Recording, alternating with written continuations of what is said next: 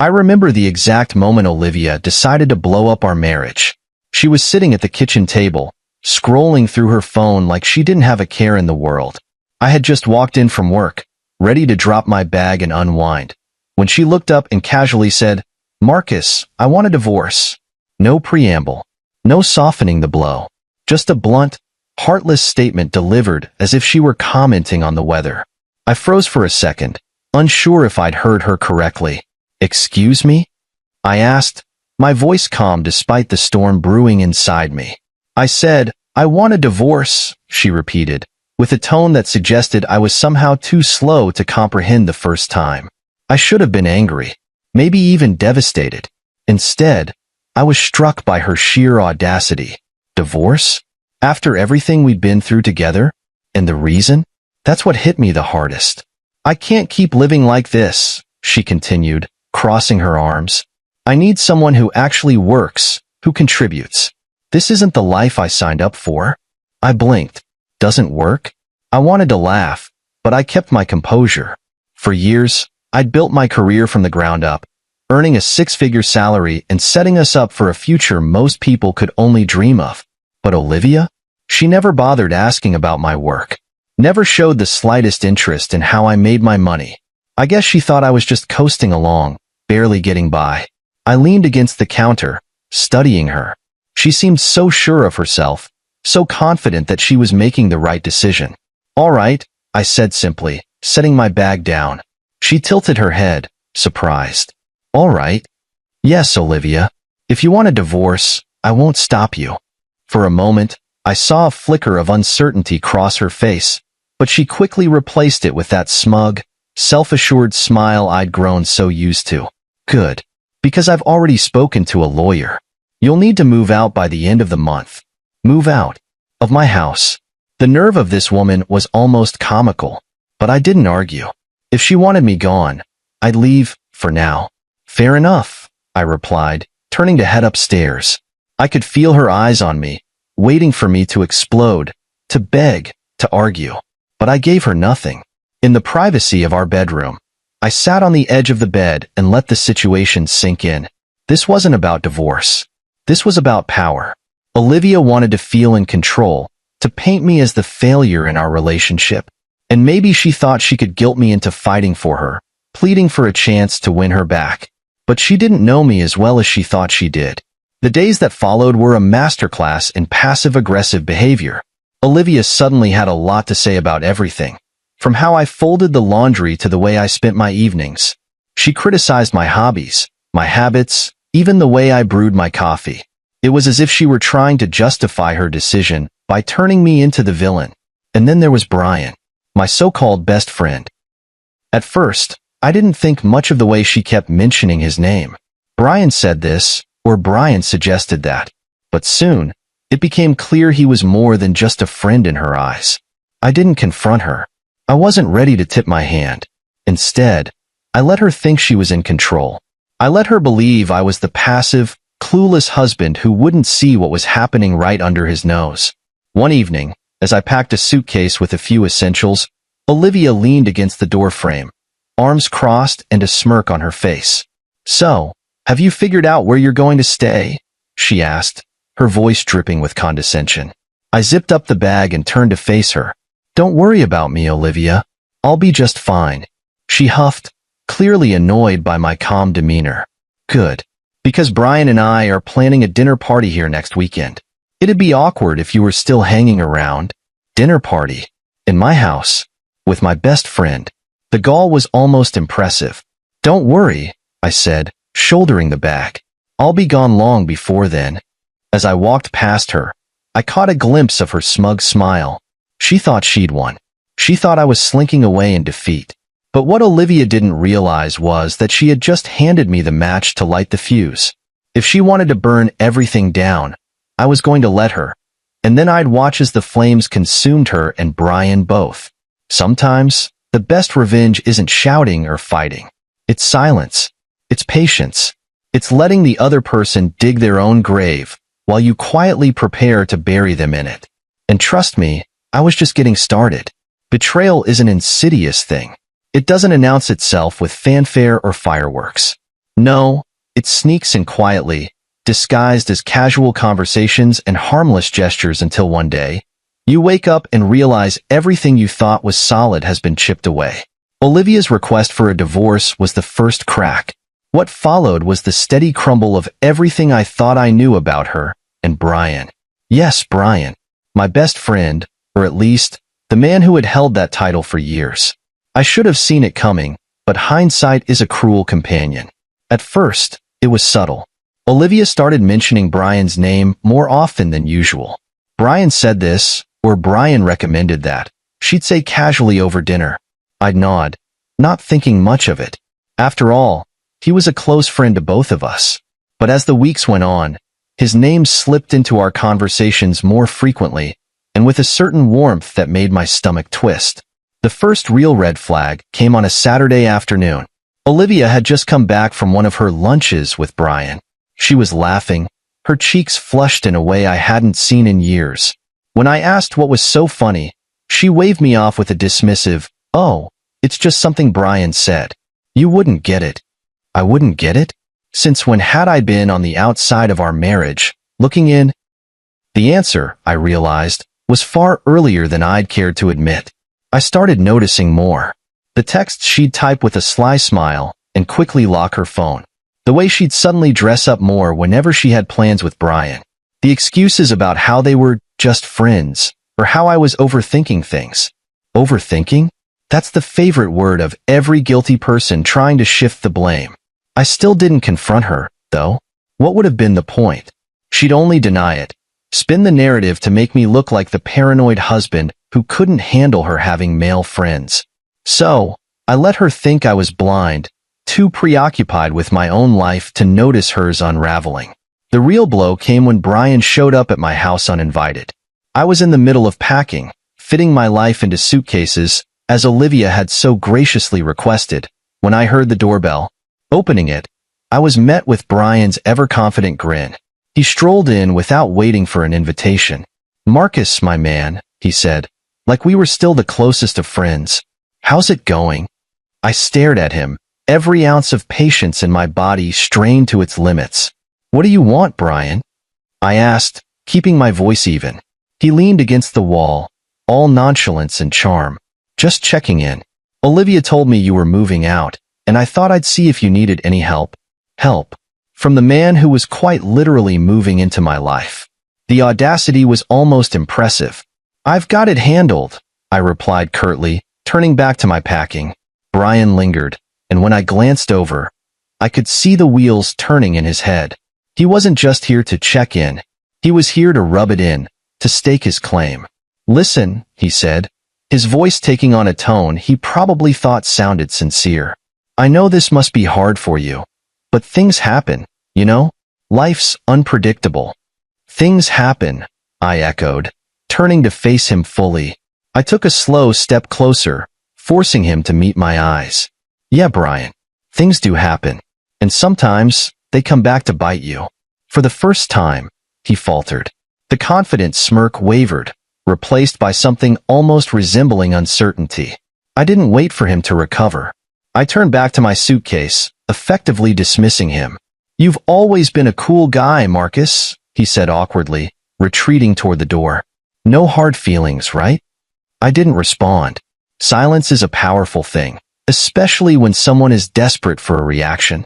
Brian left without another word, and as his car disappeared down the street, I let out a breath I hadn't realized I'd been holding.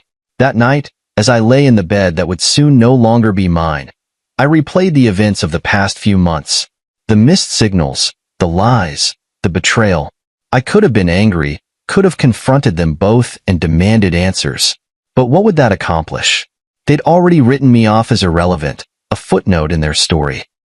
What they didn't realize, though, was that I wasn't the passive, clueless husband they thought I was. I had been paying attention, taking mental notes, and carefully planning my next steps. If Olivia and Brian thought they could waltz off into the sunset together without consequences, they were in for a rude awakening. Because betrayal doesn't end when the truth comes out. No, that's when the real game begins. And as far as I was concerned, this was a game I was fully prepared to win. Divorce. It's such a clean word for something so messy. It implies finality, a simple end to a complicated story. But when Olivia and I walked into that courtroom, I realized this wasn't an ending for her. For her, it was a victory lap, a celebration of what she thought was her upgrade. She came dressed to impress, in a tailored dress that screamed sophistication and with a confident smile that made my stomach churn. And there, not too far behind her, was Brian, lurking like a shadow. He didn't come into the courtroom, of course. He wouldn't dare. But the fact that he was there at all said everything I needed to know. Olivia wasn't just divorcing me. She was flaunting her betrayal as if it were a badge of honor.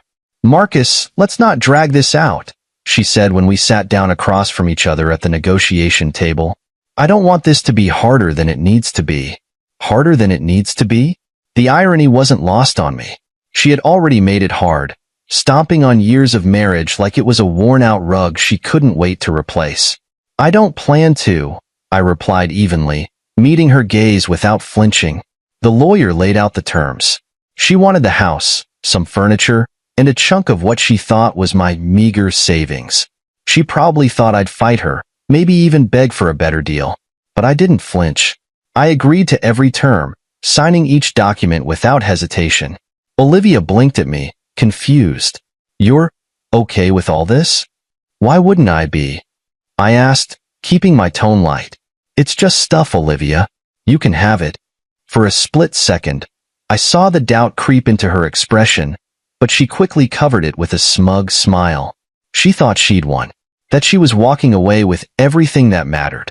What she didn't know was that the house wasn't mine to begin with. It was a rental under my name, something I'd used as a workspace when I first started freelancing years ago. And the savings she thought she was taking a piece of? That was just a fraction of my wealth. The real money was tucked away in investments, accounts she didn't even know existed. As the papers were signed and the process finalized, Olivia leaned back in her chair, satisfied. "Well, I'm glad we could handle this like adults," she said with a patronizing tone. I just nodded, fighting back the urge to laugh. A week later, I packed up my belongings and left the house she so desperately wanted. I left her everything she asked for. Furniture, decorations, even the expensive kitchen gadgets she'd never actually used. It wasn't worth the trouble to take any of it. Let her have her spoils. Brian, of course, wasted no time moving in. A neighbor texted me a photo of him unloading boxes into the house. Olivia standing on the porch with that same smug smile plastered across her face. They probably thought they were building their perfect little life together, completely unaware of the storm brewing just beyond their view. What Olivia didn't know was that I'd already started gathering evidence of her affair with Brian months before the divorce. Photos, text messages, even a GPS history showing their frequent lunches at a nearby hotel. And while I could have used it to blow up the divorce proceedings, I decided against it. Why? Because dragging this out in court would only prolong the drama, and I wanted something far more satisfying. I wanted karma to take its course, and I wanted front row seats when it did. In the weeks that followed, I settled into my new life. My career continued to thrive, and my income grew even further as new opportunities rolled in. Meanwhile, Olivia and Brian were busy parading their relationship around town, convinced they were the picture of happiness. I didn't react. I didn't call. I didn't text. My silence was deafening, and I knew it would eat away at them eventually. One day, I received a message from a mutual friend. "Marcus, did you know Olivia's throwing a housewarming party? She and Brian are really leaning into this whole thing." I just chuckled to myself. Of course they were. Olivia was the type who needed validation from others, who thrived on the illusion of success. She didn't realize that her shiny new life was built on a foundation of lies, and that foundation was already starting to crack. As I sat in my new apartment that evening, looking out over the city skyline, I couldn't help but feel a sense of peace. Olivia thought she'd won, but she had no idea what she'd really lost. And Brian? Well, he was about to learn that taking something that wasn't his came with a price. I wasn't rushing. Revenge, after all, is a dish best served cold, and I was just getting started. I'm not sure what Olivia expected when she and Brian decided to make their affair official. Maybe she envisioned a picture-perfect life, complete with weekend brunches, romantic vacations, and the glow of a new relationship. If so, she was in for a rude awakening. It didn't take long for the cracks to show. I stayed quiet, of course. There was no need to intervene. They were digging their own graves just fine without my help. The first sign of trouble came through whispers from mutual acquaintances. A friend of mine mentioned that Olivia and Brian were already struggling to maintain their new dream life. She's hosting all these dinner parties, trying to show off, my friend said. But I hear Brian's been overspending, and they're behind on the bills. I wasn't surprised. Brian had always been the kind of guy who wanted the lifestyle without the work. He liked expensive suits, flashy cars, and fine dining, but he didn't have the discipline or the income to sustain it. Olivia, apparently, hadn't realized she'd traded financial stability for a man who was all show and no substance. Then there was the gossip about their arguments. They weren't the couple everyone thought they were. People talked about the shouting matches that could be heard through the walls of their rented house. Yes, rented. The house Olivia had been so smug about taking in the divorce was gone. She'd been forced to sell it after realizing she couldn't afford the upkeep. One day, I got a call from an old neighbor. "Marcus, you won't believe this," she said, barely able to contain her laughter. "Olivia and Brian had the landlord banging on their door this morning. They're behind on rent." I leaned back in my chair, a smile creeping onto my face. "Oh? How far behind?" 3 months, she said. "They're trying to act like it's no big deal, but you can tell they're struggling." It was poetic, really. The life they'd so proudly built on betrayal was crumbling under the weight of their own arrogance. Meanwhile, I focused on my own life. My income had grown exponentially since the divorce, and I was busier than ever with new projects and opportunities. I poured myself into my work, building something real and lasting while Olivia and Brian stumbled through their hollow relationship. Then, out of the blue, Olivia reached out. She sent me a text one evening, pretending to be friendly. "Hi, Marcus. I hope you're doing well. Just wanted to check in and see how things are going for you." I stared at the message for a moment, debating whether to respond. I could feel the underlying desperation in her words. She wasn't checking in. She was fishing. Still, I decided to play along. "Things are great, Olivia," I replied. "Business is booming. How about you?" Her response came quickly. "Oh, Brian and I are doing well. Things are a bit tight financially, but we're managing." I almost laughed. Managing? That was putting it generously. The real kicker came a week later. I was leaving a client meeting when I spotted Olivia waiting outside the building. She looked different, tired, stressed, and not nearly as put together as she used to be. "Marcus," she called, her voice tinged with something I hadn't heard from her in years: uncertainty. I approached her, keeping my expression neutral. "Olivia, what brings you here?" She hesitated, fiddling with the strap of her purse. I wanted to talk. Things have been tough lately, and I thought maybe we could catch up." Catch up? I knew exactly what she wanted, but I wasn't about to make it easy for her. "I'm a little busy," I said, "but I hope things improve for you." She forced a smile, but I could see the cracks beneath it. As I walked away, I couldn't help but feel a sense of satisfaction. This was karma at its finest.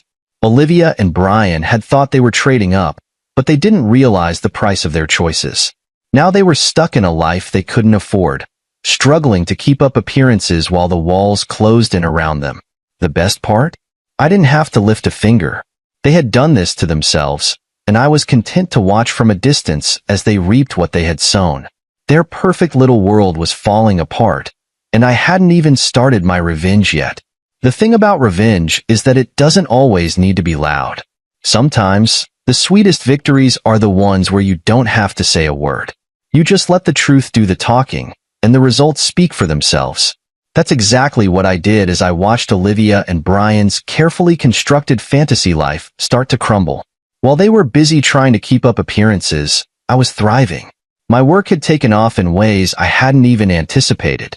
Deals were closing left and right, and my annual income had climbed to over $513,000. I wasn't just doing well, I was flourishing. But I kept it quiet. There was no need to flaunt my success. Olivia had already dismissed me as the man who didn't work, and I was more than happy to let her hold onto that misconception. Why correct her when her ignorance worked so perfectly in my favor? Instead of focusing on them, I turned all my attention inward. I upgraded my apartment to a sleek, modern space in the heart of the city, a place that reflected my new life. Floor-to-ceiling windows, smart technology, and a view of the skyline that was nothing short of breathtaking. It was a home built on my own hard work, free of the bitterness and betrayal that had tainted the last one. My days were filled with meetings, projects, and opportunities that kept me sharp and engaged. My nights? Those were for me. I started going out more, reconnecting with old friends and making new ones. Life felt lighter, freer, and full of potential. Of course, Olivia wasn't completely absent. Every now and then, I'd get a text or hear through mutual acquaintances about her and Brian's latest struggles. The unpaid bills, the arguments, the mounting debt. Apparently, they had tried hosting a dinner party at the rental, only to have the power cut off mid-evening because they hadn't paid the utility bill. Marcus, one friend laughed over the phone. You should have seen it. Olivia was mortified. Brian tried to play it off like it was a mistake, but everyone knew what was really going on. I didn't laugh, though. I just nodded, letting the satisfaction wash over me. This wasn't about schadenfreude or rubbing their failures in their faces. It was about balance. They had tipped the scales with their betrayal, and now life was evening things out. One day, I ran into Brian at a coffee shop. He looked haggard, his once polished appearance replaced by something more disheveled. He didn't see me at first, so I had a moment to observe. He was hunched over his laptop, his brow furrowed as he scrolled through what looked like job listings. When he finally glanced up and saw me, his expression shifted. There was no smugness, no bravado, just a flicker of embarrassment. Marcus, he said, standing awkwardly. Brian, I replied coolly. How's it going? He hesitated, his eyes darting around as if searching for an escape. Good. You know, just busy with work and all that. Work, huh? I said, raising an eyebrow. That's good to hear. He laughed nervously, but it didn't reach his eyes. Yeah, keeping busy. You know how it is. I just nodded, letting the silence stretch between us. He shifted uncomfortably before muttering something about needing to get back to his tasks and hurriedly excusing himself. That encounter told me everything I needed to know. Brian was struggling, and Olivia's perfect new life wasn't as perfect as she'd hoped. As the weeks went by, the messages from Olivia became more frequent. They were vague at first, just checking in, or, hope you're doing well, but I knew what they really meant. She was testing the waters, trying to gauge if I'd be open to helping her out. I ignored most of them. The few I did respond to were short and polite, giving her nothing to work with. It wasn't long before her messages became more direct. Marcus, I know we've had our differences, but I could really use a friend right now. A friend. The irony wasn't lost on me. She had discarded me like yesterday's news, but now that her shiny new life was falling apart, she wanted a lifeline. I didn't respond. Not out of spite, but because I didn't owe her anything. Olivia had made her choices, and now she was living with them. My silence spoke volumes. While she and Brian scrambled to keep their heads above water, I was soaring. Opportunities kept coming, my investments were thriving, and my life was filled with peace and purpose. I didn't need to confront Olivia or Brian. I didn't need to shout, accuse, or demand apologies. My success, my happiness, that was my revenge. And the best part? They knew it. They saw it in every ignored message, every passing rumor about my success, and every encounter where I walked away with my head held high while they scrambled to pick up the pieces. This wasn't just about getting even. It was about proving to myself that I could rise above it all. And I had. Quietly. Confidently. Completely. The downfall of Olivia and Brian wasn't an explosion. It was a slow, crumbling mess of their own making. I watched it unfold from a distance, hearing bits and pieces from mutual acquaintances, and seeing the occasional post on social media. Each new update painted a clearer picture. They were drowning in their own hubris, and the water was rising fast. At first, Olivia tried to keep up appearances. She continued to post pictures of her and Brian at fancy dinners, vacations that looked far more luxurious than they likely were, and snapshots of their perfect life. But the cracks were starting to show. The dinners became less frequent, the vacations non-existent, and the smiles in their photos began to look forced. Then came the whispers. People started noticing that Olivia wasn't as put together as she used to be. Her once perfect hair and designer clothes were being replaced by cheaper alternatives. Brian, the ever-flashy showman, was now recycling outfits he used to wear only once. It wasn't long before the gossip turned into direct updates.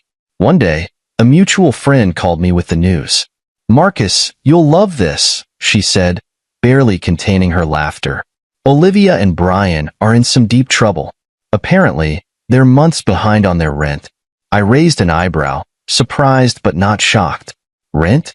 I thought they owned that house." "Not even close," she said. "They've been renting it this whole time. Word is, they're on the verge of being evicted." I let out a small chuckle. It was poetic justice, really. Olivia had fought so hard to take that house in the divorce, only to find out she couldn't afford to keep it. The financial troubles didn't stop there. Another friend mentioned that Brian had been laid off from his job. He was still pretending to have everything under control, but it was clear he was scrambling. Olivia, for all her complaints about me not working, had never held a real job herself. Now, faced with mounting bills and no income, their perfect life was falling apart. One evening, as I sipped my coffee and scrolled through emails, I got a text from Olivia. "Marcus, I really need to talk to you. It's important." I stared at the message for a long moment before typing a response. "Is everything okay?" Her reply came almost instantly. "Not really. Brian and I are going through a rough patch, and I was wondering if you could help. Just a little loan to get us through." A loan? From me. I couldn't help but laugh at the irony. She had left me, ridiculed me, and flaunted her new relationship with Brian. And now she wanted my help? "I'm sorry to hear that," I replied, "but I'm afraid I can't help." "I'm sure you'll figure it out." Her response was slow this time, and I could almost feel the frustration through the screen. "Marcus, please. Just this once. You don't have to make it a big deal." I didn't bother responding. There was nothing more to say. Olivia and Brian had made their bed, and now they were lying in it. The next piece of news came a week later. Olivia and Brian had officially been evicted. The landlord, apparently tired of their excuses, had given them a hard deadline, and they hadn't been able to meet it.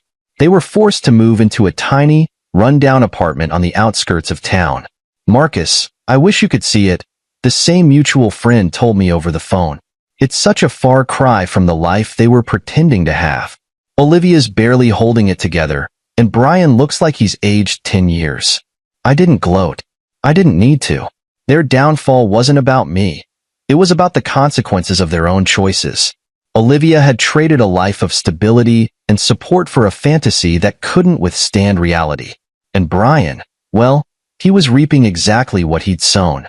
But the most telling sign came during another unexpected encounter. I ran into Olivia at a grocery store, her cart filled with store-brand essentials. She looked up, saw me, and froze.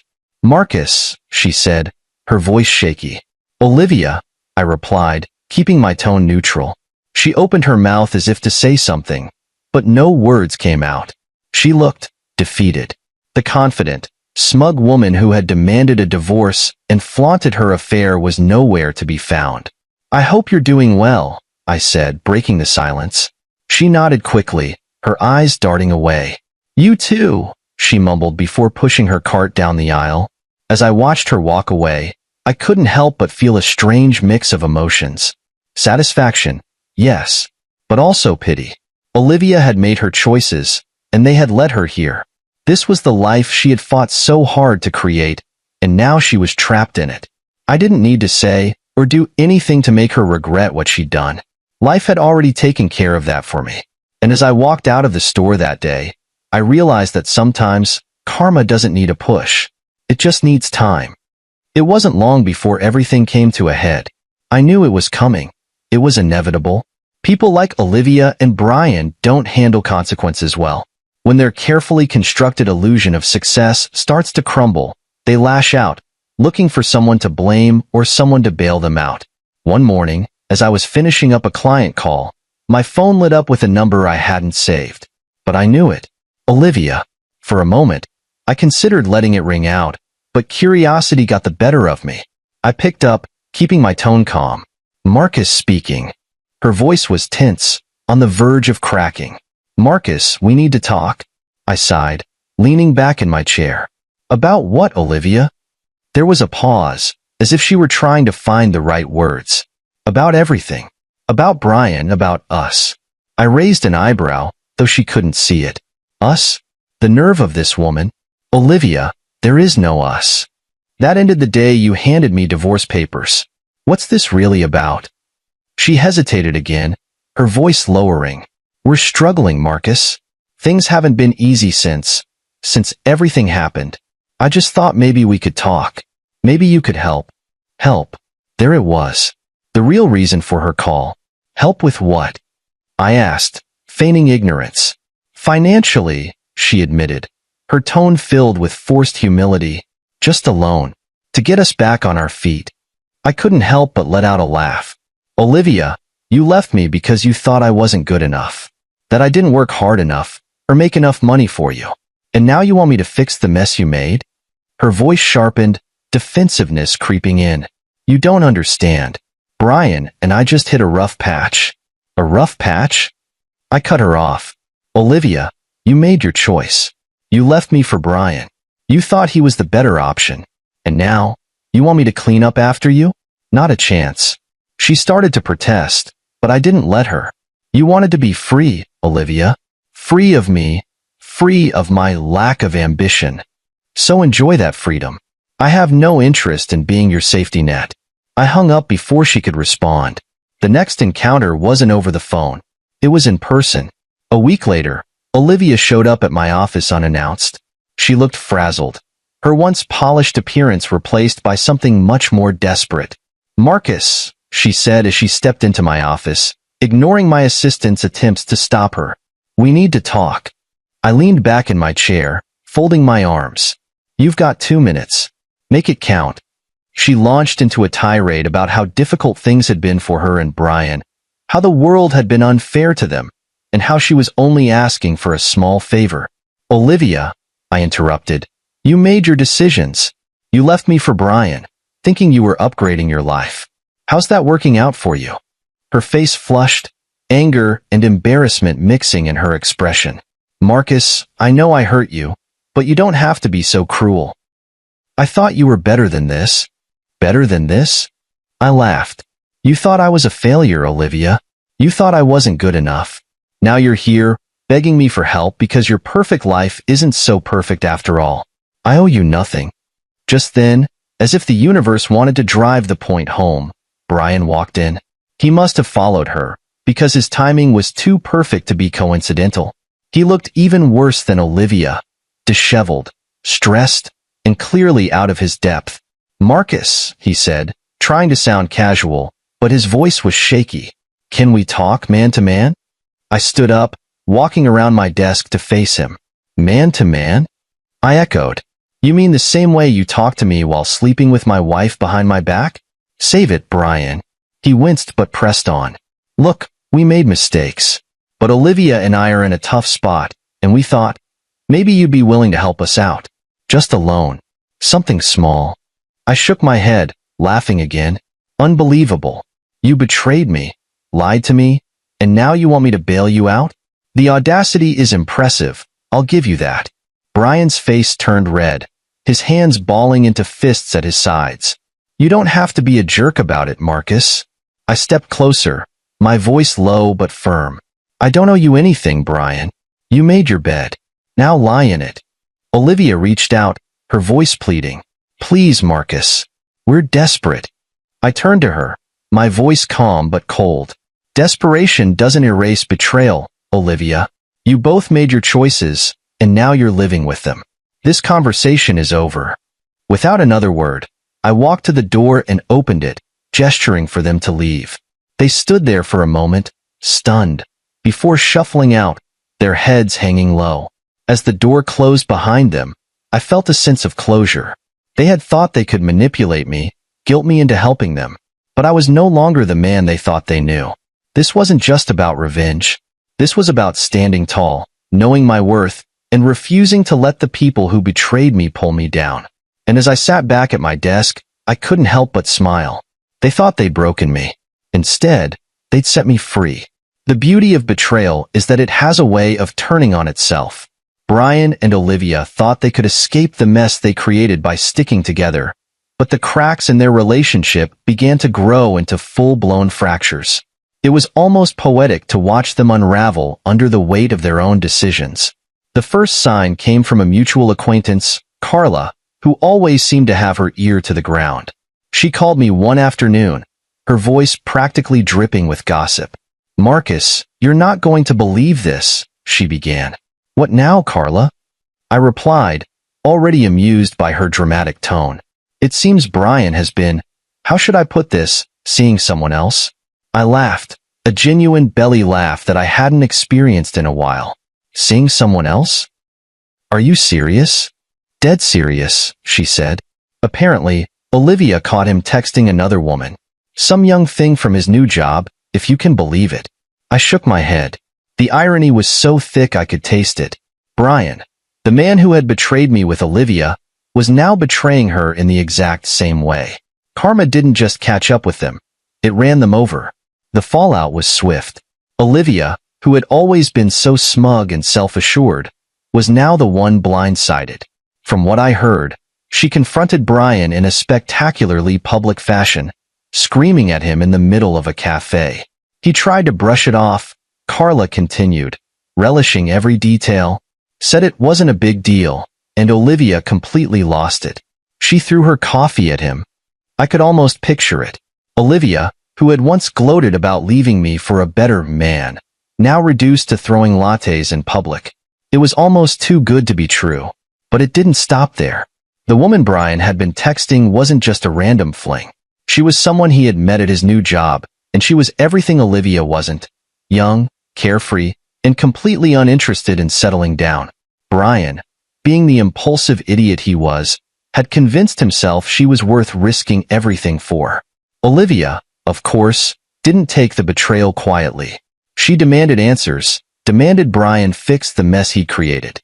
But Brian was Brian, and fixing things was never his strong suit. Instead, he doubled down, blaming Olivia for their financial troubles and accusing her of being too demanding. Their arguments became the talk of the town. Neighbors reported hearing shouting matches late into the night, and more than one friend told me about awkward encounters where Olivia would burst into tears mid-conversation. At one point, Brian moved out, leaving Olivia in their dingy apartment with no way to pay the rent. She called me again during this time, her voice shaking with anger and desperation. "Marcus," she started, not bothering with pleasantries. "You were right about Brian. He's a liar and a cheat, and I can't believe I trusted him." I leaned back in my chair, letting her rant. I could have offered her sympathy or said something conciliatory, but where was the fun in that? "Olivia," I said after she paused for breath, "you made your choice. You chose Brian over me, thinking he was the better man. How's that working out for you?" She was silent for a moment, and I could hear her breathing hard on the other end of the line. Finally, she muttered, "I don't need your lectures, Marcus.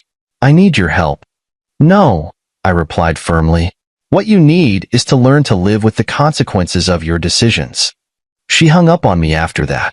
From what I gathered later, Brian didn't come back. He moved in with his new girlfriend, who eventually realized he was just as unreliable as Olivia had. Last I heard, he was couch surfing, unable to hold down a job or a relationship. Olivia, on the other hand, was left to pick up the pieces of her shattered life. She had no job, no savings, and no one left to turn to. Her family had distanced themselves from her, tired of her constant drama, and even her friends had started to drift away. The very life she had fought so hard to build with Brian had turned to ash. And I didn't have to lift a finger. Karma had done all the work for me. There's a certain satisfaction in knowing that people like Olivia and Brian inevitably destroy themselves. They think they're clever, think they can manipulate and betray their way into happiness, but life has a way of humbling them. And while they were busy tearing each other apart, I was thriving. My work was flourishing, my life was peaceful, and my future was brighter than ever. The best revenge, they say, is living well. And by that measure, I had already won. The funny thing about hitting rock bottom, when you're the one betrayed, humiliated, and discarded, is that you find out just how resilient you really are. For me, the divorce wasn't the end. It was the beginning. A fresh start disguised as devastation. Olivia and Brian had burned the bridge behind them, but I was already building a better one ahead. After the divorce, I made one promise to myself. I wouldn't let their betrayal define me. I would rise above it, not just for the sake of revenge, but for the sake of my own peace. And that's exactly what I did. The first step was investing in myself. I upgraded my apartment to a sleek penthouse in the heart of the city. Floor-to-ceiling windows, minimalist furniture, and a view that reminded me every day how far I'd come. It wasn't just a place to live. It was a statement, a symbol of my new life. My career, already stable, began to flourish in ways I hadn't imagined. Freed from the stress of Olivia's constant criticisms and Brian's backstabbing, I threw myself into my work with renewed focus. Clients noticed. New contracts poured in. My annual income skyrocketed, hitting $513,000 and climbing. And then there were the unexpected opportunities. My expertise and reputation in my field led to speaking engagements, partnerships, and investment offers. Every success felt like a quiet victory, a reminder that I was more than the man Olivia had underestimated. Socially, I began to rebuild as well. Old friends who had drifted away over the years reconnected. New friends entered my life, people who appreciated me for who I was, not what they could gain from me.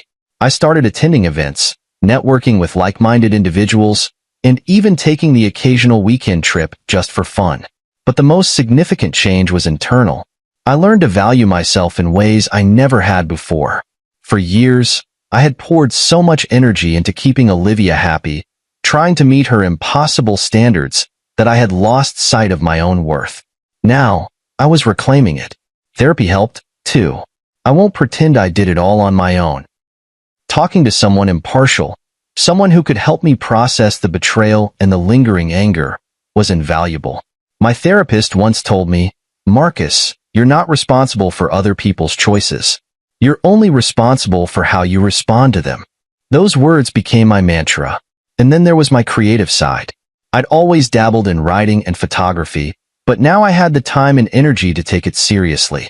I started a blog, part personal journal, part professional insights, that quickly gained traction. People resonated with my story of rebuilding, of turning pain into progress. Every now and then, I'd hear whispers about Olivia and Brian. Their downward spiral had become something of a cautionary tale among our old circle of friends. The latest updates were always the same. More debt, more drama, and more regret. Marcus, a mutual friend, once said over coffee, "I don't know how you're so calm about all this. If I were in your shoes, I'd be furious." I shrugged. What's the point? They're living their karma. I don't need to add to it. And it was true. Watching them flounder while I thrived wasn't just satisfying. It was liberating. I didn't need to chase revenge or wallow in resentment. I was too busy living well. Still, there were moments of reflection. Late at night, staring out at the city lights from my penthouse, I'd think about everything I'd been through. The betrayal, the heartbreak, the anger. It hadn't been easy to move past, but I had done it. And in the process, I discovered a version of myself I didn't even know existed. Stronger, wiser, more confident. Life didn't stop throwing challenges my way, of course. It never does. But I faced each one with a clarity and resilience I never would have had before.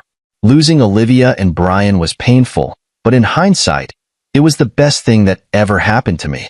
They hadn't just left, they'd freed me. Now, every day felt like a step forward. I wasn't just surviving, I was thriving. And the best part? I didn't need anyone's validation to prove it. I had built a life I was proud of, surrounded by people who valued me, and filled with opportunities that excited me. My world was brighter, bigger, and better than anything Olivia and Brian could have imagined. And as far as I was concerned, the chapter with them was closed.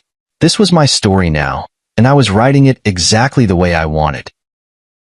The cables tangled at my feet like a nest of indecision. the modem blinking steadily as I tightened the last connection.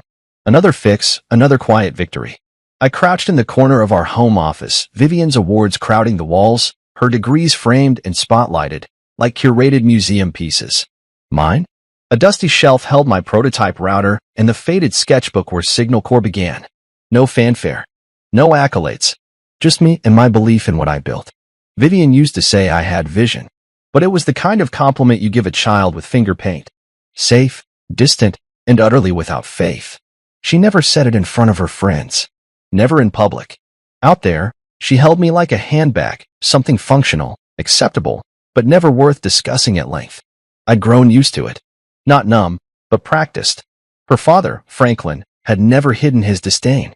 He wore it like his cufflinks, polished, deliberate. Quinn, you're wasting your life on that.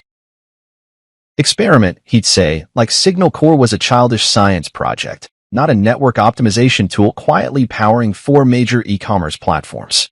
I didn't correct him. I learned early that explaining value to someone invested in your failure was an exercise in futility. Vivian adored him. Her world orbited his approval. And she worked damn hard to earn it. Ivy League graduate, finance awards, features and tech executives to watch. And every single time she was praised, I clapped the loudest. Because I loved her. Even when she smirked at dinner parties after I shared a development breakthrough, calling it cute, I swallowed the bitterness. I told myself it was just her way of coping with pressure. Even when she introduced me as the guy with all the ideas but none of the luck, I let it slide. Because I believed in us. And more importantly, I believed in what I was building. Signal Corps wasn't just another hopeful app or gimmick. It was a silent backbone, an invisible accelerator hiding beneath bloated systems and inefficient code. I designed it to be the skeleton no one saw, but everyone relied on. I modeled it after myself, in a way quiet, essential, overlooked. Most nights, while Vivian reviewed acquisition deals or prepared pitch decks in her curated glass office, I worked in the garage. My hands cramping from the soldering iron, my eyes blurring after hours of testing compression ratios and latency thresholds. My version of romance was debugging during thunderstorm surges so our beta clients wouldn't drop signal in a power flicker. I didn't expect applause, but I hoped for respect. We used to talk more. Back when she still wore flannel to bed and stole fries from my plate. Before the heels got higher, and the titles grew longer, and our marriage became a branding exercise. I remember one night, she stood in the kitchen, hair tied back, holding a wine glass she hadn't sipped. You could be huge, you know, she said, quietly. If you just had a real business partner. Someone to polish the edges. I laughed then, more amused than hurt. You mean someone who wears better suits and doesn't have solder burns? She smiled, but didn't deny it. That was months ago. Lately, her compliments had turned into calculations. How scalable is it? What's the burn rate? What's the long-term exit strategy? As if I were a pitch deck she was forced to skim. I answered, not to impress her, but to remind myself I had answers. And yet, even with the silence, even with the quiet dismissals, I held on. Because love, real love, isn't loud. It's not flashbulbs or Instagram-worthy moments. It's staying, believing, pouring coffee at 2 a.m. because she has a call with Singapore, or rewiring the breaker because she tripped it running 6 monitors at once. Still, I'd be lying if I said the cracks weren't spreading. One night, I overheard her on the phone. He's supportive, but not ambitious. You know? Like, he's fine being average. I think he likes being invisible. Her voice was hushed, but not enough. I sat in the dark hallway, gripping a box of Ethernet cables, staring at the closed door. Invisible. The word burned more than I wanted to admit. I didn't confront her. What was there to say? She wasn't wrong. I had been invisible. I let her cast the light, thinking it was love, thinking that my silence was strength. But in that moment, something inside me shifted. I looked at Signal Corps' server logs that night with new eyes. The metrics weren't average. We'd cut data delivery lag by 28% across 3 test markets. Our tech had survived 4 DDoS attacks without a single drop. One of our anonymized modules had been quietly integrated into a health records platform used by 2 major hospital networks. And nobody knew. Because I hadn't told them. Because I played small. Because I let their spotlight blind me into thinking my shadows meant nothing. Not anymore. That night, I stayed up until dawn mapping out a new structure. Shell companies. Licensing strategies. A stealth network of clients. I started using a pseudonym. QM Lock, for all new partnerships. The name sounded like someone who didn't wait to be introduced. And for the first time in a long time, I didn't care if Vivian noticed. Because whether she saw me or not, I had decided to be undeniable. And shadows, after all, only exist when something's standing in the light. The valet barely acknowledged me when I pulled up in the black Honda Civic. I caught the brief flick of his eyes toward the Bentley in front of me, then back to me like I was a mistake in the parking lot. I handed over the keys anyway, straightened my tie, her favorite blue one, and walked toward the Stratmont rooftop, where the party lights pulsed against the skyline like a heartbeat made of glass and steel. It was Vivian's big night. Senior partner. Tech acquisition lead. A title so heavy with prestige it practically bent gravity. I should have felt proud. I should have felt included. Instead, I moved through that rooftop like a ghost walking through a world that didn't see him anymore. The air smelled like money, imported champagne, dry-aged sliders, perfume brands I couldn't pronounce. Her firm had spared no expense. Gold-rimmed flutes, live string quartet, rooftop heaters glowing like little artificial suns. It was the kind of party meant to whisper, "You've arrived," into every camera lens. I adjusted my sleeves, took a breath, and walked in. She saw me across the space but didn't come. She smiled that small, camera-ready smile and gave me a nod, polite, distant, like I was the barista who remembered her order but nothing more. I tried to tell myself it was because she was working the room. Strategizing. Networking. But then the introductions began. Vivian floated from circle to circle, her voice charming and confident. "This is Javier from London. He manages our AI analytics team." A kiss on the cheek. "This is Priya, our wizard in fintech deals." A gentle hand on the arm. "Oh, and this," she turned slightly, the way she always did before the lie, "this is, well, you must already know Nathan. He's the one who brought us that German cyber defense acquisition." Laughter. Applause. I wasn't introduced. Not once. Even when I stood directly beside her as she greeted an incoming executive from Zurich. "This is my," she paused, barely glancing at me before redirecting, "Sorry, give me 1 second. I just need to check on the bar setup." She brushed past me like wind. I watched her gold heels disappear behind a waiter balancing a tray of shrimp ceviche. I moved to the edge of the rooftop, letting my fingers wrap around a glass of something expensive and tasteless. From that vantage point, I could see the whole city, its glittering chaos, its indifferent sprawl. I used to dream of moments like this. A room full of polished people, clinking glasses over shared ambition, nodding at me like I belonged. But in this crowd, I was invisible. I checked my phone. No messages. I opened the Signal Core dashboard out of habit.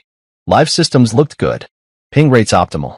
2 new requests had come in through Trental Systems, our anonymous defense front.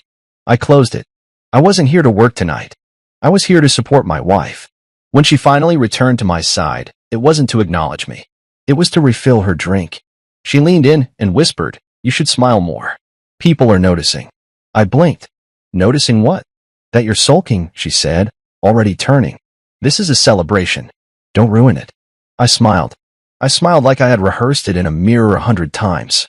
I nodded and sipped my drink. I watched the way she laughed with Franklin, her father, who stood by the corner fireplace like he owned the sky itself. He spotted me and raised his glass, barely. A gesture so small it might have been accidental. I didn't return it. Then came the toast. It started with clinking glasses. A soft chime spreading through the rooftop as servers passed around fresh champagne. I saw her step onto the small riser they'd set up near the ivy-covered wall, her golden dress catching the light. She looked radiant, powerful, unstoppable. She cleared her throat. "Thank you all for coming tonight. This moment means everything to me. I've dreamed of leading a division like this since my early days in finance, and to stand here tonight as Stratmont Capital's newest senior partner and tech acquisition lead, it's overwhelming." Polite applause. Smiles. Camera flashes. "I want to thank my team," she continued. I scanning the crowd like she was painting it with validation. "Javier, Priya, Nathan, you are the heart of this machine. My father, Franklin, you've always believed in me." Another pause. And finally, she turned toward me. "I want to thank my biggest challenge, my husband, Quinn." Heads turned. "You've shown me exactly what not to do in business." Laughter. Actual laughter. It started in pockets, then rippled outward, slow and cruel. She didn't flinch. Which is why I'm thrilled to announce she held her glass higher that Stratman Capital is acquiring Signal Corp and folding it into our firm under a new leadership structure. My breath stopped. I froze in place, not because of the words, but because of the timing. With real leadership at the helm, she added. More laughter. Even louder this time. Franklin smirked, nodding like he'd just closed the deal of the year. My mouth went dry. My hands felt disconnected from my arms. I didn't say a word. I didn't storm out. I didn't throw the glass or shout or demand the microphone. I just looked at her, really looked at her, and saw the truth. She had rehearsed this. Maybe for days. Maybe with Franklin's help. Maybe this whole party was never about her promotion. It was about my erasure. I set my glass down on the edge of the table. It wobbled for a second but didn't fall. Then I smiled. The same kind of smile I used to give her when we were poor and hopeful, when we dreamed of changing the world together. But this smile had weight. Purpose. I turned and walked off the rooftop. No one followed me. No one called my name. I was just a silhouette slipping between bodies and balloons, laughter still ringing in my ears like gunshots in an empty room. By the time I reached the parking lot, the valet had already brought my car around, probably hoping for a tip. I handed him $5 without looking up, climbed into the Civic, and pulled away from the tower of glass where she stood on a fake stage in front of borrowed power. Let her toast. Let them laugh. I had code to write, a system to protect, and a name no one saw coming. The sound of laughter stuck to me like wet paint. I could still hear it as I drove home, each mocking chuckle and echo in my head, bouncing off everything I thought we'd built. The lights of the city blurred through the windshield, but I wasn't crying. I wasn't even angry yet. I was empty, like someone had pulled the plug and let everything drain out of me all at once. Vivian's voice played on loop. My biggest challenge, my husband, Quinn. You've shown me exactly what not to do in business. And then, like a dagger twisted for sport, which is why I'm thrilled to announce we're acquiring Signal Corp and folding it into our firm, with real leadership at the helm. I had been publicly executed without a bullet. Just a smile. Just a toast. I parked 2 blocks from our house. I don't know why. Maybe I didn't want to wake the neighbors with the sound of the garage door. Maybe I just needed to feel the cold bite of night air in my lungs. I walked slowly, every step sinking with the memory of someone's laughter. I think it was Franklin's. That short, satisfied huff of amusement he used to give when I dared to share ideas at dinner. He never believed in me. And now, he'd helped orchestrate my fall. I unlocked the front door as quietly as I could. The house was dark, which meant she wasn't home yet. She'd still be basking in applause, sipping champagne, probably telling some hedge fund manager how gracious I'd been about the acquisition. I stepped into the kitchen and stood in the silence, the hum of the fridge the only sound, low and even, like a lifeline. I didn't flip the light on. I didn't need to see the pictures on the wall or the neatly stacked awards on the shelf to remember what this place had become. Hers. I sat at the kitchen table, pulled my laptop from my bag, and opened Signal Corp's dashboard. Everything was green. Stable. Active. Productive. Our clients, real clients, were still using our core systems. If they'd felt even a tremor in performance, we would have heard about it in minutes. But they didn't. Because nothing had failed, except the illusion that I was small. Vivian thought Signal Corp was weak because I never paraded our wins. I kept our biggest contracts private, behind layers of NDAs and protective shells. What she never knew, what no one in her smug circle of asset managers and acquisition vultures knew, was that Signal Corp had been restructured under a different parent name. Trintel Systems. That little experiment she thought she could fold into her firm? It didn't belong to me anymore. Not on paper. I'd sold controlling interest to a silent board composed of 3 longtime friends, tech veterans, and angel investors who believed in what we were building. I kept my position as founder and chief architect, but the shares were split. The real value was hidden where no acquisition team would think to look. She didn't know that one of our modules had just gone live within Stratman's infrastructure 6 weeks ago, under a license agreement brokered by Trintel, not Signal Corp. She didn't know that her firm had already signed a 5-year license for our security framework, which meant any attempt to absorb us would violate contract law and trigger default penalties her firm wasn't prepared for. She didn't know, because she never asked. But tonight changed things. She hadn't just embarrassed me. She declared war. I sat there, bathed in the soft blue light of the laptop screen, and started writing. Not code. Not emails. A plan. A map. A step-by-step breakdown of exactly how to respond without ever raising my voice. First, a press release. Not a direct rebuttal, no. That would look emotional, reactive. No, this would be a quiet unveiling of Trintel Systems' new partnership with the Department of Defense. Just a small blurb on tech sites tomorrow morning, noting that we've been awarded a development contract for encrypted civilian military communications infrastructure. Enough to catch attention. Enough to make Stratman's legal team freeze. Then, a timed update to our investor dashboard, reflecting our most recent valuation, $180 million. Audited, verified, and recorded. Far beyond what Vivian or Franklin had ever imagined. I kept it quiet on purpose. Let the world think we were struggling. That way, they wouldn't see the pivot coming. I drafted a second document. An internal letter to Trintel's board suggesting we send a formal cease and desist notice to Stratman Capital if they referenced any integration of Signal Core without formal negotiation. I didn't hit send. Not yet. I just wanted to know it was ready. By the time I heard the front door open, the plan was already outlined. My coffee had gone cold, and the first hints of dawn were threatening the edges of the windows. Vivian came in humming, the click of her heels sharp against the wood floors. I didn't turn. I didn't need to see her face. "Oh," she said casually when she saw me. "You're up." I didn't respond. She walked to the fridge, pulled out a bottle of water, and leaned against the counter like nothing had happened. "It was a good night," she said. "Everyone loved the toast." "Everyone except the person it was about," I said quietly. She sipped. "Oh, come on. You know how these things go. It's just optics." I turned to face her then. Slowly, calmly. "You called me a liability." She rolled her eyes. "It was a joke. Lighten up. You announced the acquisition of a company you don't own." "I will own it," she said, setting the bottle down, her tone clipped now. "Our team already filed the paperwork. Stratman will handle everything. You'll get paid." "I don't need your buyout," I said. "Signal Core isn't for sale." She laughed. Actually laughed. "Quinn, you're adorable. You don't have a say anymore. You signed the IP over to the company, right? And if you didn't, well, your name's still on everything. It'll come back to you in court.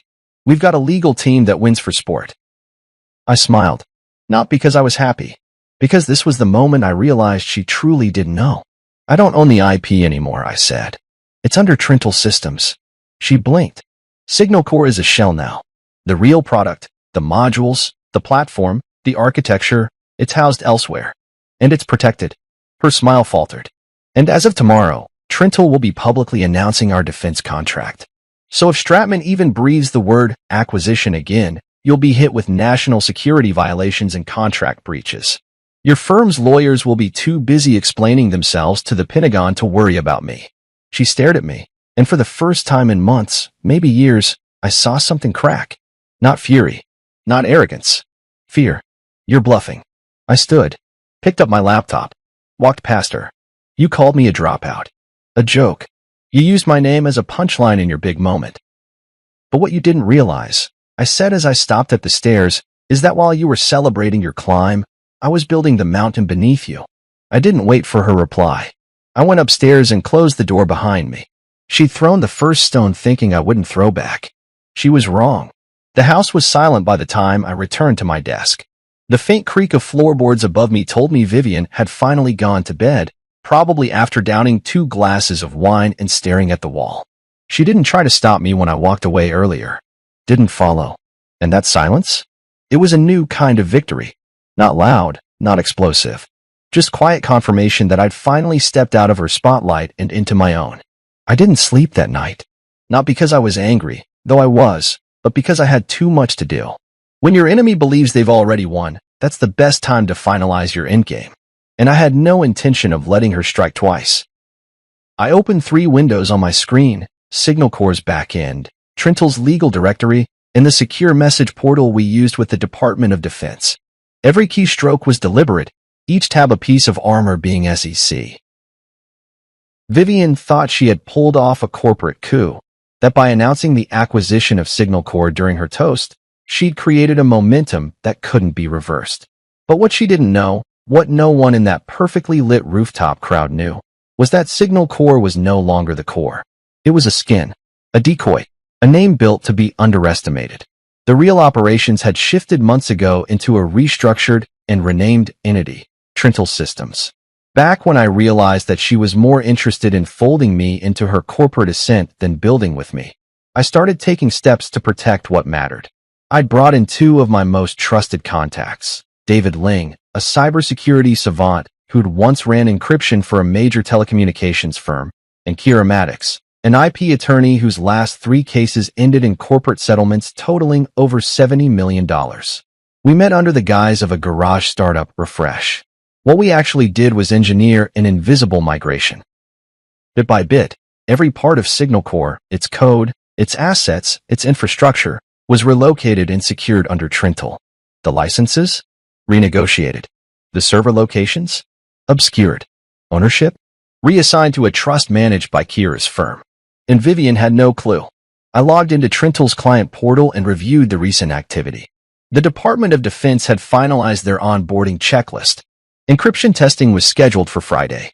A second module for remote infrastructure reinforcement was flagged as high priority by another client, a Fortune 100 energy firm that had quietly contracted us through a third-party vendor. Trintel's reach was growing, and the most powerful part? It looked like a whisper on paper. Just another supplier in a sea of invisible architects. I opened the embargoed press release, the one I'd prepared weeks ago in case Vivian, or someone like her, tried to make a move.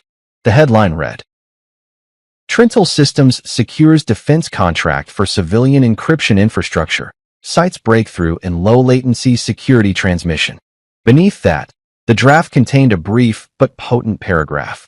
The company, co-founded by technologist Quinn Locke, has maintained a low-profile presence while pioneering encryption frameworks currently deployed across finance, healthcare, and defense. No boasting, just facts. Enough to make Stratman Capital pause. Enough to make any firm that considered an acquisition think twice. I scheduled the release for 10:05 a.m. Eastern. Not too early. Just enough time for Stratman's team to begin their morning with coffee and a heart attack. After locking the release, I turned to the acquisition terms. Not the ones Vivian smugly slid across the table in that rooftop joke of a deal. No, these were real terms. Drafted by me. Only this time, they weren't for Signal Core. They were for Stratman's cybersecurity assets. Through a shell company, I had quietly bought up several key patents their division had failed to renew on time, oversights from a team too busy with champagne to notice what was slipping through their fingers. Those patents? Now held by Trintel. That gave us legal leverage to pursue acquisition of the entire portfolio if we wanted. And I wanted. I sent a message to Kira. All systems prepped? We're ready. She replied in under a minute. They'll panic. Don't blink. I didn't plan to. By 4:30 a.m., I was running simulations through our internal load test. I watched as virtual users pushed every corner of the infrastructure, looking for cracks. None appeared. The systems held. Resilient. Secure.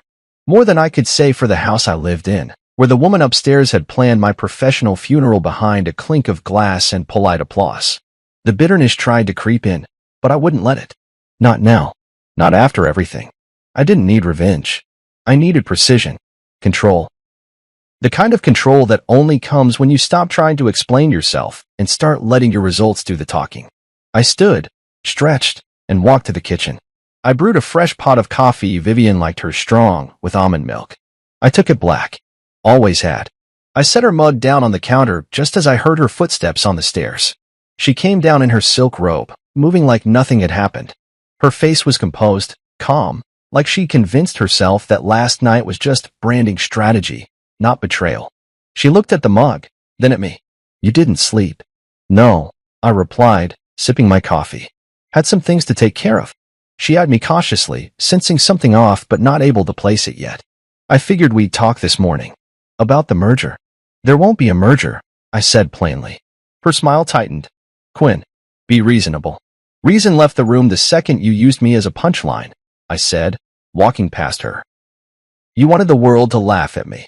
You didn't think I'd already prepared a statement of my own. She turned to follow me, her eyes flashing. What are you talking about? I pulled up the scheduled release on my phone, tilted it toward her. This goes live in 5 hours. Trintel Systems. Defense contract. Public exposure.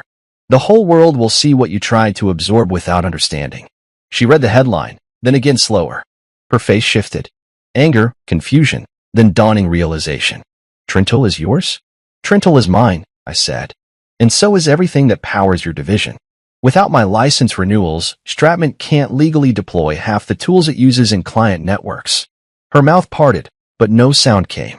I told you once, I continued, voice low and steady, that you can't build empires on people you don't respect. You didn't listen. You built yours on the idea that I was forgettable, that I wouldn't fight back. She gripped the counter. You're going to ruin me. No, I said. You ruined yourself. I just stopped protecting the lie. The clock on the wall ticked past 5:12 a.m. The sky outside began to pale at the edges. A new day forming. A different one. One where I wasn't the man behind the scenes anymore. One where I no longer watched her from the shadows, waiting for a scrap of recognition. I walked back to my desk and closed my laptop. My work was done for now. Upstairs, she was still standing by the coffee. Silent. Finally seeing the difference between the man she mocked and the man she underestimated. And while she slept off the last of her delusion, I had already built the firewall that would keep her world out of mine forever. The next morning began like a performance. At precisely 9:01 a.m., the glass doors of the private office suite slid open with a hiss, and Vivian walked in as if she'd rehearsed the entrance. The heels, those red-bottom ones she wore for big deals, clicked sharply against the marble floor. Her charcoal gray deal dress hugged her frame in all the right ways, and her eyes sparkled with the sheen of confidence that came from believing the world still bent in her favor.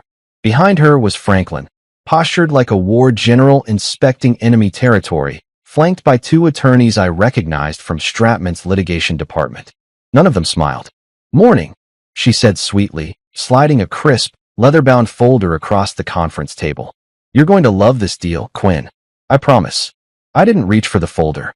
Instead, I tapped a key on my laptop, bringing the large wall monitor to life. The screen lit up with my desktop, orderly, deliberate, waiting. I looked up at her, and then at Franklin, who gave me a nod that was more dismissal than greeting. They thought I was cornered.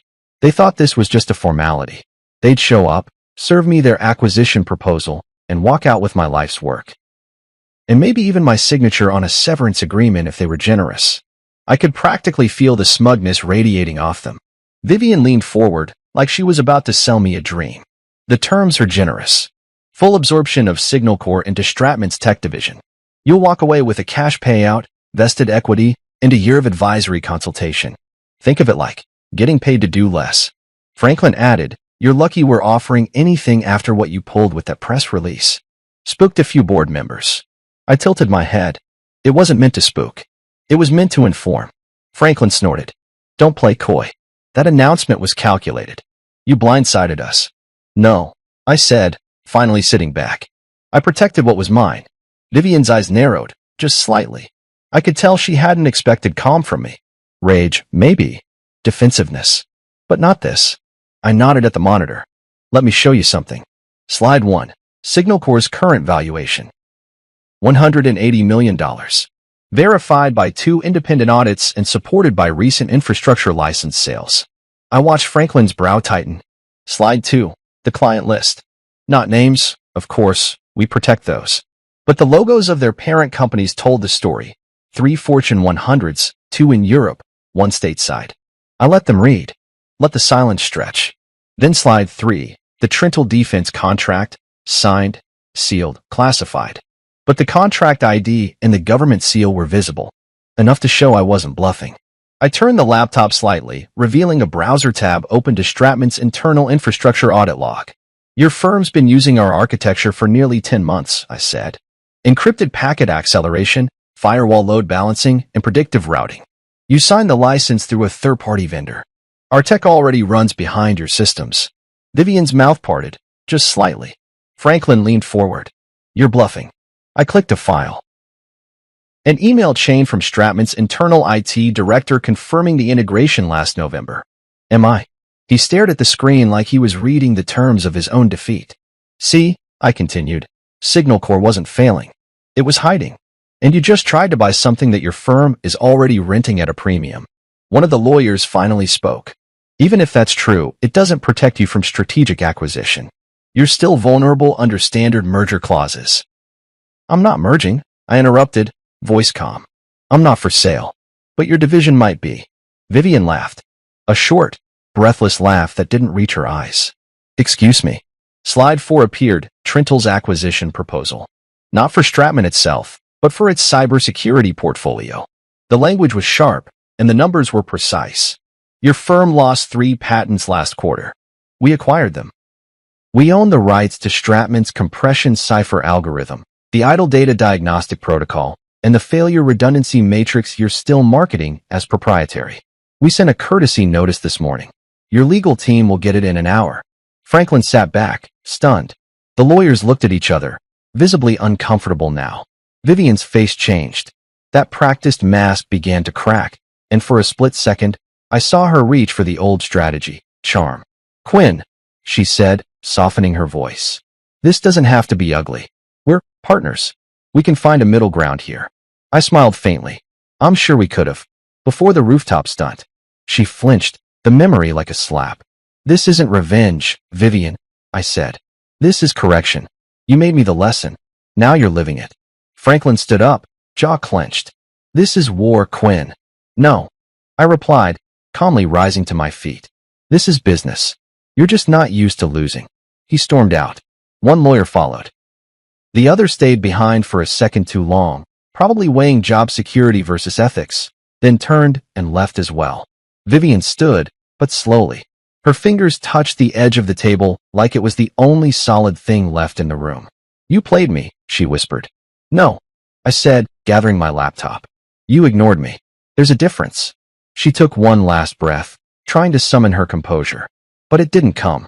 She walked out without another word. And I stood there, the only sound in the room the gentle hum of the monitor still displaying my final slide. Some threats aren't visible until it's too late. The room felt like a held breath as I advanced the next slide. It glowed across the screen in stark contrast to the mahogany-paneled walls and chrome accents of the boardroom, casting pale light across the confused and increasingly pale faces staring back at me. There were 7 of them now. Vivian, Franklin, the 2 lawyers, and 3 of Stratman's top-level executives who had arrived 15 minutes late and expected a smooth negotiation, not a coup. Slide 1 had already shattered the room's illusion. Signal Corp's valuation was far beyond what they had assumed. Slide 2 had chipped away at their composure with proof of our high-level client base. Slide 3 had introduced the contract with the Department of Defense. Now, Slide 4 would bury them under the weight of what they never thought to question. I clicked again. The screen displayed a countdown timer, 47 minutes and 18 seconds. That's the time left until a scheduled press release goes live across national tech and business media outlets, I said, my voice level. It outlines Trintle Systems' acquisition of 3 patents previously owned and now expired by Stratman Capital. It also highlights our recent federal defense contract, an award that required a thorough security clearance and a federal-level due diligence process your team didn't even know was happening. Silence. Then the scraping of a chair leg as Franklin stood up slightly, only to sit right back down as if realizing he no longer had the right leverage to leave without appearing weak. I continued, slowly, methodically. You came here expecting me to surrender, to hand over a company you assumed was on the brink. A company you believed you could swallow whole with a polished press release and a few term sheets. But you never paused to ask what Signal Corp had become. I looked directly at Vivian. Her expression was unreadable now, not cold, not confident, just calculating. I knew that look. I'd seen it in her eyes when she pitched to investors, when she prepared cross-examinations during her consulting work. It was the face of someone trying to regroup after stepping on a landmine. Vivian, I told you once, I said, tone quieter now, just above a whisper, that what you underestimate will eventually outgrow you. I gave you chances, years' worth. I supported you, built systems while you built speeches. And when you thought you were the sun, you asked me to be a star that only shone when you needed light. But I was building something in the dark.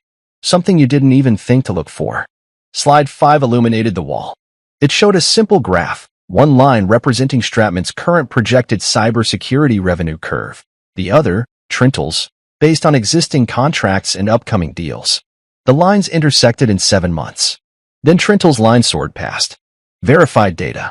Conservative projections.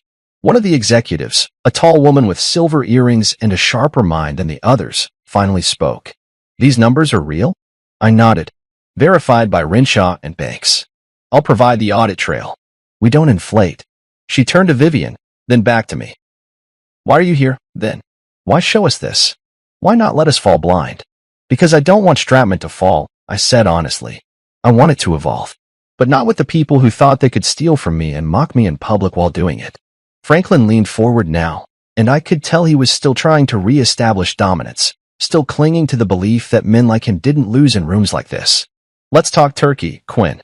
Everything has a price. I raised an eyebrow. You mean like how my reputation had a price at your daughter's promotion party? Vivian flinched. No, I said flatly. This isn't about price. This is about positioning. I walked around the table slowly, not with arrogance, but with the deliberate calm of someone who already knew the outcome. I placed a folder in front of each person, 7 copies of an internal proposal drafted by my team and reviewed by Kira. The folder title read, Proposed Strategic Realignment of Stratman's Cybersecurity Assets, Trintel Systems Partnership Agreement. Not a buyout. Not a merger. A partnership, with Trintel holding 51% control of the cybersecurity division. I watched the expressions change as each person scanned the front page. The lawyer on Vivian's left blanched. The silver earring executive blinked, her jaw tightening in thought. Franklin scoffed under his breath. Vivian didn't react at all. She stared at me, but I saw her hand tighten around her pen. You'll maintain face, I said, voice steady. Stratman won't collapse. This deal keeps the lights on. You'll spin it as a strategic pivot. Trintel brings in the innovation. Stratman brings in the resources. Your shareholders won't panic. And if we say no? Franklin asked, his voice hollow with the exhaustion of someone who knew he had already lost. I clicked the final slide. It wasn't numbers. It was a curated list of emails.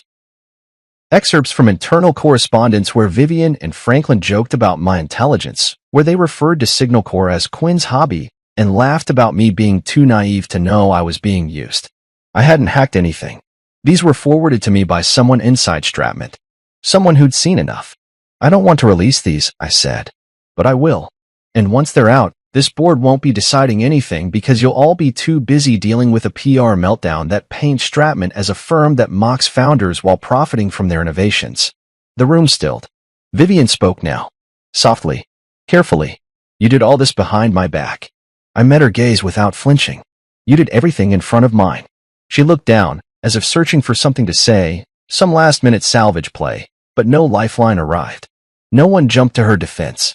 Franklin sank back in his chair. And the silver earring executive leaned forward, finally. I recommend we table this for internal review. But from where I'm sitting, the numbers don't lie. This deal isn't a loss. It's a parachute. Vivian opened her mouth, but no sound came. For the first time, she wasn't the loudest voice in the room. She wasn't even in control of her own board. I gathered my laptop, slid my own folder back into my case, and walked toward the door. Press release goes live in 22 minutes, I said without looking back. I'd have your PR team ready either way. Just before I stepped out, I heard the executive say, get legal on this now. If we can't beat him, we need to be on the right side of this. The doors closed behind me with a soft hiss. And just like that, the boardroom where they planned my funeral had become the venue of their quiet surrender. The sun was climbing higher by the time I returned to my own building. Not just a home office anymore, a proper headquarters. We'd signed the lease on the top floor of an old converted foundry, brick walls and steel beams still scarred with stories from a century ago. Now, it held the heartbeat of Trintel. What once began in my garage had grown into something no one could ignore, not even those who tried to erase me in a single night. As I stepped through the door, Kira was already there, seated in the war room with her tablet lit up and notes flying across the screen. She didn't greet me with a smile, she never did during moments like. Because their options are partner with the company that's already eating their infrastructure, or face breach of contract lawsuits, patent disputes, and federal inquiries they can't afford. She glanced at me. They'll spin this as a smart alliance. But we both know what it really is. A rescue. No, she said, setting the tablet down. It's a hostile takeover disguised as mercy. I nodded slowly. That felt more accurate. 30 minutes later, we were joined by David, our systems architect, and June, our head of operations. Each of them knew what was at stake. Vivian and Stratman thought the press release was the final twist in this drama. But it wasn't the end. It was the doorway into the real power shift, one they hadn't even seen coming. Kira passed around folders, digital and physical. We move now. This is the acquisition package for Stratman's cybersecurity portfolio. After last quarter's negligence, their patent lapse cost them major credibility. We've already secured 3 of the crown jewels, Pulse Protect, PhantomNet, and Echo Trace. David tapped his pen. With those alone, we can replicate 80% of their in-house protection suite. But if we pull the trigger on the rest of the division, June finished the thought. We control the market narrative.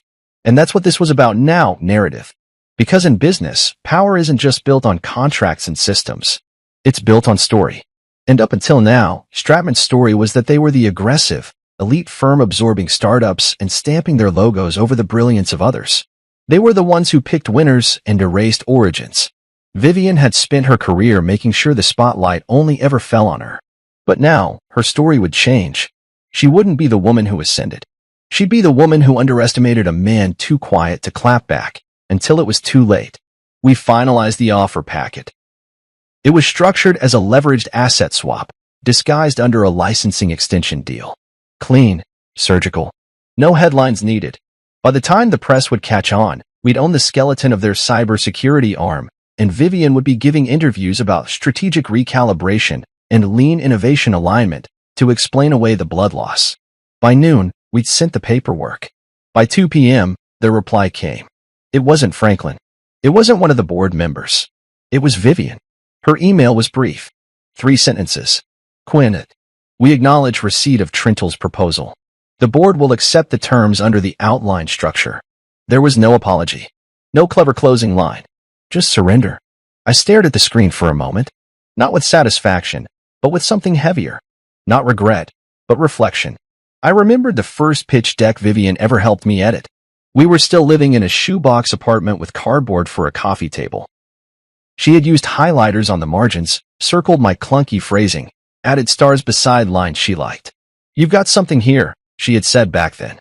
You just need someone who knows how to package it. But somewhere along the way, she stopped packaging me and started preparing to replace me. I forwarded the confirmation to Kira. She replied within 5 minutes with a signed digital receipt and a line that made me smile, even if only for a moment. Welcome to your empire. The following morning, Trentle Systems quietly acquired Stratman Capital's cybersecurity division through an asset-based integration agreement that bypassed headlines and lawsuits. By the time the ink dried, their tech stack had been rebranded under our modular framework, and our licensing tags were embedded in over 60% of their proprietary systems. Vivian called me later that afternoon. I considered not answering, but I did. Congratulations, she said. You got what you wanted. I let the silence hang before responding. What I wanted was respect. And if you just waited? No, I cut in. You don't get to rewrite it now. You toasted me like a cautionary tale. In front of your colleagues. Your friends. My name was your punchline. I miscalculated, she admitted, her voice stripped of its usual lacquer. No, I said again. You revealed who you really were. That wasn't miscalculation. That was clarity. She didn't reply right away. I could hear her breathing through the line, like she wanted to scream but couldn't afford to. I didn't think you had this in you, she said finally, quietly. That's the problem, I said.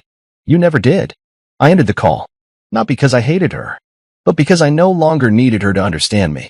The following week, Trentle's silent partnerships began surfacing through a cascade of favorable press leaks. Major outlets picked up the story. Startup secures defense and corporate wins while rival fumbles patents. Quiet tech powerhouse reshapes security sector. There were no quotes from me. Just data, quietly doing what I'd always done, letting the work speak louder than the noise. At a private industry event, I ran into one of Stratman's junior partners. He clapped me on the shoulder, smiling like we were old friends. She never saw it coming, he said with a chuckle. Honestly, Quinn, we all thought you were just her +1. I nodded. So did she. The man laughed, raised his drink, and wandered off. I didn't follow. I just stood there, looking out over a sea of well-dressed executives, thinking about how close I'd come to fading into the background forever. But I didn't, because I stopped waiting to be seen. And instead, I built something they couldn't ignore. Vivian had the spotlight, but I had the stage. The first cracks showed the next day. Franklin appeared on a niche finance podcast, doing his best impersonation of a man unfazed by a storm. We've entered a transitional phase, he said, adjusting his cufflinks on camera. It's all part of the strategic evolution at Stratman Capital. Our partnership with Trintel Systems allows us to optimize our innovation landscape. He never mentioned me by name. Not once. That would have been an acknowledgement of defeat. Instead, he called it a realignment, like it was his idea all along. The host nodded politely, probably pretending to understand a word of it, while Twitter lit up with side-by-side charts showing the truth. Stratman's cybersecurity branch had been absorbed, not partnered. It was a dismantling masquerading as progress. And behind the scenes, their phones were on fire. By midday, Kira forwarded an email chain that had been anonymously leaked to us. Internal communications from Stratman's middle management, VPs and department leads is suddenly unsure of their job security, wondering how long they had before Trintel started cutting. One thread from a project manager simply read, "I thought we were the predators." But the biggest surprise came from Vivian. She didn't show up to the Monday morning debrief her team had scheduled with ours. Instead, she sent a resignation letter. 3 lines long. No excuses. No pleas. Just a formal stepping down, effective immediately, with a standard severance clause request that Kira immediately flagged as denied pending internal ethics review. I read the letter 3 times. This wasn't Vivian's style. She wasn't a runner. She was a strategist. A chess player. If she was walking away from her crown jewel, it meant something deeper had broken. I didn't reply. That same afternoon, Franklin requested a one-on-one meeting. Kira and David offered to join, but I declined. This one I wanted to do alone. Not for ego. For clarity. We met at a neutral location, a corporate club where I once wasn't allowed past the reception desk without Vivian vouching for me. This time, the host greeted me by name. Mr. Locke. Right this way. Franklin was already seated in a private room with dark paneling and quiet lighting, sipping a scotch that looked untouched. His posture was still straight, still practiced, but his eyes had lost their spark. He nodded when I entered. Not out of respect. Out of resignation. "Thanks for coming," he said. "I assume this isn't a social call." He smiled faintly. "It never is in this business." I took my seat across from him, folded my hands on the table. Said nothing. He cleared his throat. "You embarrassed us." "No," I replied. "You embarrassed yourselves. I just stopped covering for it." He nodded slowly, acknowledging the hit. Vivian was wrong. About the toast. About you. She let her pride get ahead of her judgment. I didn't see it at the time, but Stop, I said, holding up a hand. Don't rewrite history now. You saw it. You encouraged it. You clinked your glass. He didn't argue. Just looked down at his drink, swirling it once before setting it aside. She's leaving the city, he said. Moving to Chicago. Her brother's firm made an offer. Different sector. She's going to pivot away from tech. It hit me in a way I didn't expect. Not pain. Not satisfaction. Just finality. She was running because the room she once controlled no longer answered to her. Because her last move in a game she thought she'd won ended with her queen off the board. She'll be fine, he added. I'm sure she will, I said. She always lands on her feet. He leaned forward now, his voice lower, more deliberate. I came here to ask you something. Not as an opponent. As a father. I tilted my head. Careful. That's a role you've never played with me. He didn't flinch. Let her leave with dignity. Don't release the emails. I studied him for a moment.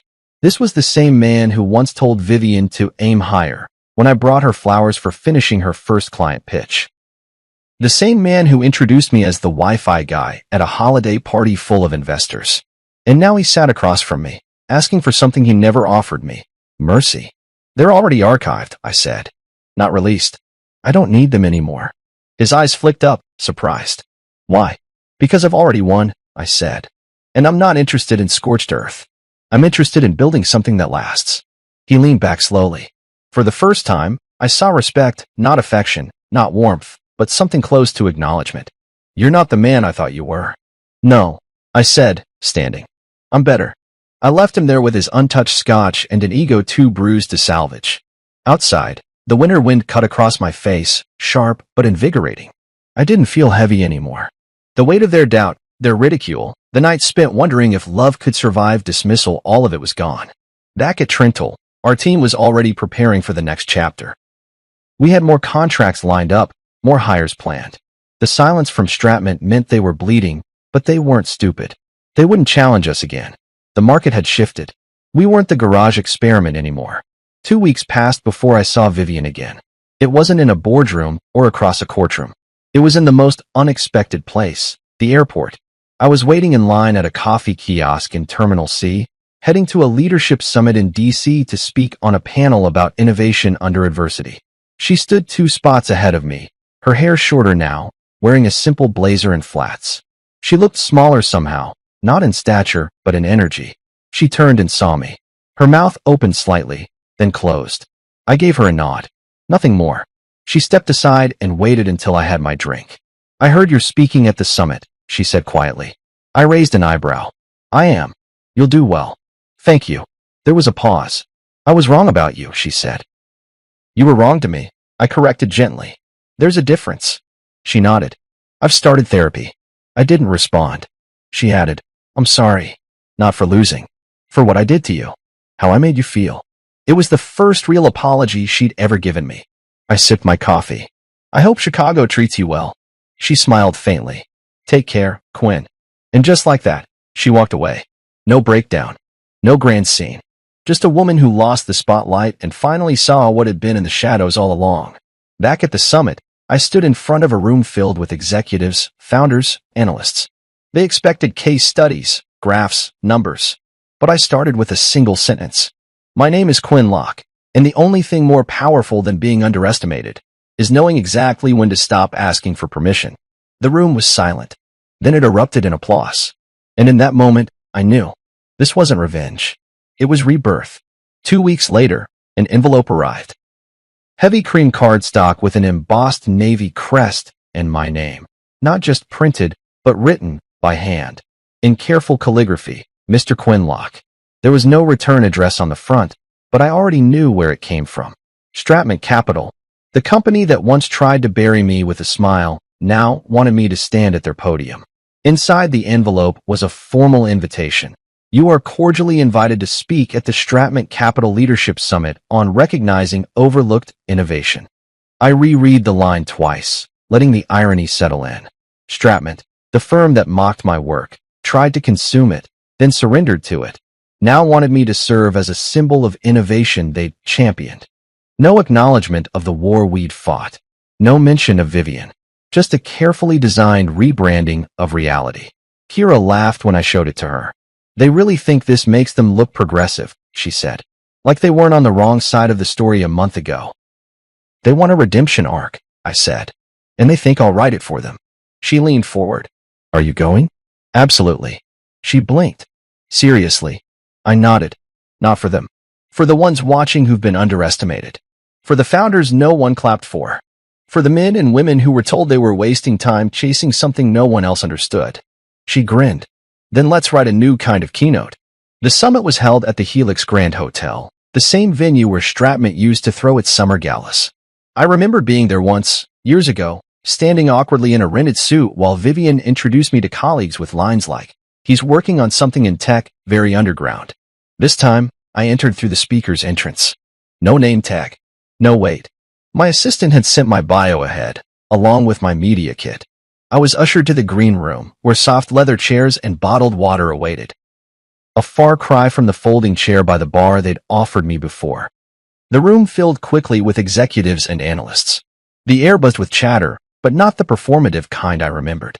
This wasn't a celebration. It was a showcase. A chance to identify power before it passed them by. And I was no longer invisible. I caught sight of Vivian before I stepped on stage. She sat in the 5th row, center aisle, wearing a navy dress and no jewelry, her hair pulled back. No entourage. No notes. Just her and a quiet expression I couldn't read. She wasn't speaking today. That much I already knew. Her role in the company had been reduced to a consultant title with no direct reports. Franklin had retired last week, to focus on wellness, they said, but everyone knew he'd been nudged out. My name was announced. The applause wasn't thunderous. It was measured, curious. Like the audience was trying to decide what kind of man I would be once I stood under the lights. I stepped onto the stage, no notes in hand, no teleprompter. Just me. And every word I'd waited years to say. "Good morning," I began. "My name is Quinn Locke, and I used to be a silent partner in every room I entered. Not because I had nothing to say, but because I was surrounded by people who were too busy talking to listen.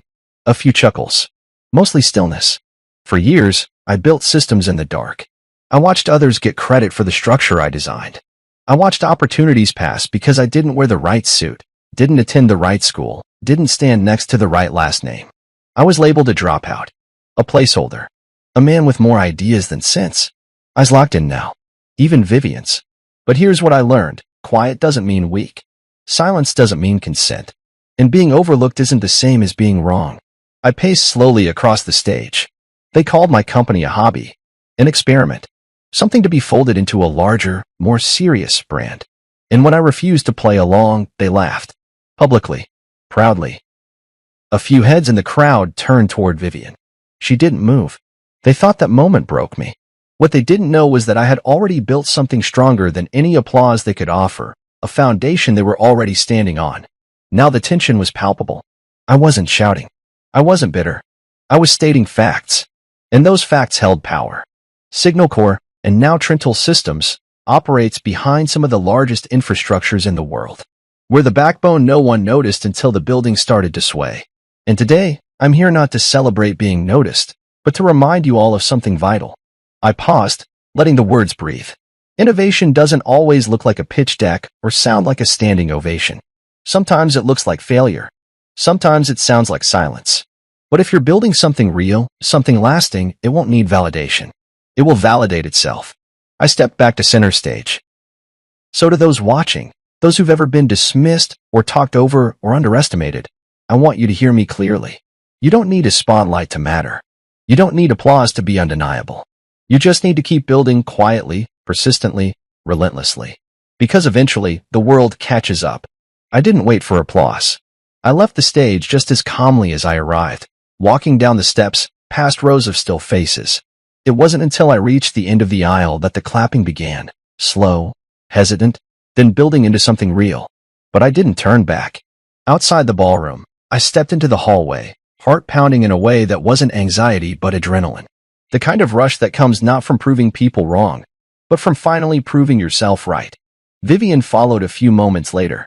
She didn't speak immediately, just stood beside me, staring at the wall like it had something more interesting to say. That was powerful, she said. Wasn't meant to be, I replied. It was meant to be true. She nodded. I deserve that. I shrugged. You earned it. A pause hung between us. She turned to me, eyes softer than I remembered. You really built something, Quinn. No, I said. I became something. And for the first time, she didn't correct me. Later that night, back in my office, I watched the video of the speech being shared across social media. Thousands of views. Dozens of captions quoting lines I hadn't planned but spoke anyway. One stood out. It read, "He didn't raise his voice. He raised the standard." Vivian's firm had invited me to be a symbol. Instead, I became a mirror. And what they saw staring back was the man they tried to erase, still standing, still building, and no longer in anyone's shadow. It didn't happen overnight. It never does, no matter how loud the headlines or how sharp the fall of those who once laughed. True victory is quieter than people expect. It's not confetti or fireworks. It's steadiness. It's walking into rooms that once dismissed you and watching the people who built walls pretend they were doors all along. It's hearing your name spoken with a new weight and knowing you didn't beg for it. You earned it. 1 year after the summit, Trental Systems went public. The IPO exceeded expectations by every metric that mattered. Triple valuation.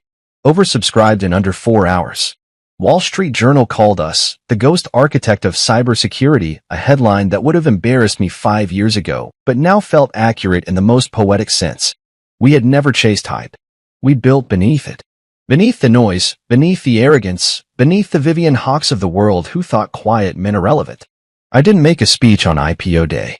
I didn't ring the bell. I let June handle that, our COO, whose fingerprints were all over the operational miracle we'd become. She stood on the balcony in a simple black suit, smiled for the cameras, and said, "We're just getting started." And she meant it. Trental wasn't about one man anymore. It was a machine powered by people who had once been overlooked, now leading departments that rewrote industry benchmarks. Vivian? She kept her promise and moved to Chicago. She joined a real estate tech firm, something softer, safer, a quieter stage. Occasionally her name popped up in digital features about pivoting and leadership, And once I even saw her listed as a guest panelist at a small entrepreneurship forum. I didn't watch the video, but someone on my team told me she spoke with more humility than they remembered. Maybe that was growth. Maybe it was just bruising from a fall she hadn't seen coming. Either way, I no longer kept tabs. I didn't need to. She was in the rearview now, blurry and distant. Franklin retired completely. No podcasts. No op-eds. Just vanished into whatever gated community would have him. I imagined he still swirled whiskey and told stories that conveniently left my name out. That was fine. I didn't need space in his version of events. I had already reclaimed my own. The house Vivian and I once shared sold to a young couple expecting twins. I left behind a few things. The desk where Signal Core began, the vintage router I soldered by hand, the coffee mug with the faded print that read code like nobody's watching. Artifacts of a man who had been willing to be unseen for too long. I bought a loft overlooking the harbor. Minimalist. Quiet. Peaceful in a way success doesn't usually allow, but I'd earned the right to make noise when I wanted and to choose silence when I didn't. I spent my mornings walking to the office, rain or shine. No drivers. No entourage. Just earbuds and black coffee, thinking about architecture, not just code, but human architecture. The people who stayed. The ones who left. The fragile scaffolding of trust, loyalty, vision. Every founder thinks they'll be judged by what they build. They forget they're just as much judged by who they let build it with them. I brought on 2 interns that year, both from non-traditional backgrounds. One had dropped out of college after her scholarship was pulled. The other used to work construction by day and learned Python by night on borrowed Wi-Fi. I gave them full-time contracts before the year was out, because talent isn't always loud. Sometimes it waits. Sometimes it whispers. And I had learned to listen for whispers. At a leadership dinner one fall evening, an older executive leaned across the table and said, "Quinn, you know you could write a book. Make millions more telling your story." I smiled politely. I'd rather live a better one. He laughed, thinking it was modesty. But I meant every word. See, the victory wasn't the money. It wasn't even the recognition. It was the peace. The kind that sits on your shoulders like sunlight after years of rain. The kind that no headline, no IPO, no applause can deliver. It's when your worth no longer requires explanation. When your story is no longer edited by other people's insecurities. I got a letter around Christmas. Handwritten. The return address said Chicago. It was from Vivian. No envelope perfume. No signature flourish. Just plain paper and ink. Quinn, I won't take up much space. I just wanted you to know that I finally understand what you were building. Not just the code, but the way you held yourself. The patience. The vision. You were never invisible. I just didn't know how to see. I hope this chapter of your life is kinder than the ones I helped write. V. I folded the letter and placed it in a drawer I rarely opened. I didn't need the closure, but I appreciated the honesty. Maybe people don't change completely, but some learn how to carry their damage without cutting others with it. That was enough. One night in late spring, I stood by the office window while the city hummed below. Kira came in with a bottle of wine and a tired smile. "You know," she said, handing me a glass, "a year ago today, we were just hoping Stratman wouldn't sue us into oblivion. And now?" I asked. "Now they forward our white papers to clients like they wrote them." We clinked glasses. As we sipped, she added, "You ever think about what would have happened if you'd signed that deal? Let them fold Signal Core in like they planned." I nodded. Sometimes. And I wouldn't have been me anymore. That was the truth of it. Signing that deal wouldn't have just cost me my company. It would have erased the part of me that believed in slow building things. And letting work speak when words failed. And not needing the room to clap as long as the structure held. That was the core of who I was. And I'd rather be the quiet man behind a fortress than the loud one standing on a stage built by someone else. Eventually the lights dimmed, the guests left, the cameras moved on to the next founder to watch. But Trental stayed. Signal Core stayed. I stayed. And every time I heard someone refer to me as just a dropout or Vivian Hawksex, I smiled. Because I knew something they didn't. They were still using my systems. Still logging into networks I built. Still protected by code I wrote in a garage while they drank champagne and laughed. And that was enough. I didn't just win. I became undeniable.